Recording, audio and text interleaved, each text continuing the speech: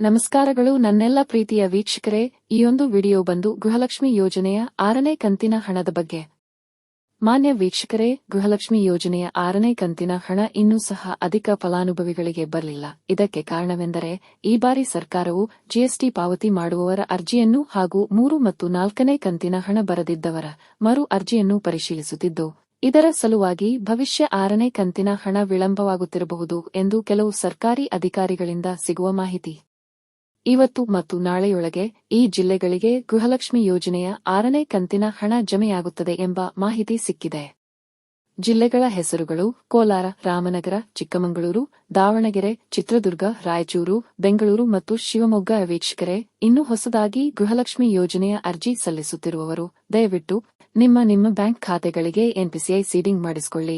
ಇದಕ್ಕೆ ಯಾವುದೇ ತರಹದ ಫೀಸ್ ನೀಡುವ ಅಗತ್ಯವಿಲ್ಲ.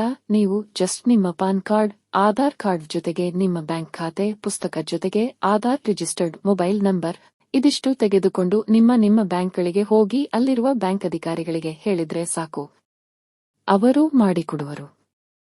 ಎರಡನೆಯದು, ಗೃಹಲಕ್ಷ್ಮಿ ಯೋಜನೆಗೆ ಹೊಸದಾಗಿ ಅರ್ಜಿ ಸಲ್ಲಿಸುವವರು ಅಥವಾ ಮರು ಅರ್ಜಿ ಸಲ್ಲಿಸುವವರು ದಯವಿಟ್ಟು ನಿಮ್ಮ ಹತ್ತಿರದ ಗ್ರಾಮ1 ಅಥವಾ ಬೆಂಗಳೂರು 1 ಅಥವಾ ಸಿಎಸ್ಸಿ ಆಫೀಸ್ಗೆ ಹೋಗಿ ಕೆವೈಸಿಯನ್ನು ಮಾಡಿಸಿಕೊಳ್ಳಿ.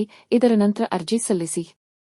ಇದಿಷ್ಟು ಈಯೊಂದು ವಿಡಿಯೋನಲ್ಲಿ. ವೀಕ್ಷಕರೇ, ನೀವೇನು ಮೊದಲ ಬಾರಿಗೆ ನನ್ನ ಚಾನೆಲ್ಗೆ ಬಂದವರಾದರೆ ಅಥವಾ ಇನ್ನೂ ಸಹ ಸಬ್ಸ್ಕ್ರೈಬ್ ಮಾಡಿಲ್ಲದಿದ್ದರೆ ಪ್ಲೀಸ್ ದಯವಿಟ್ಟು ಸಬ್ಸ್ಕ್ರೈಬ್ ಮಾಡಿ, ಚಾನೆಲ್ಗೆ ಸಪೋರ್ಟ್ ಮಾಡಿ.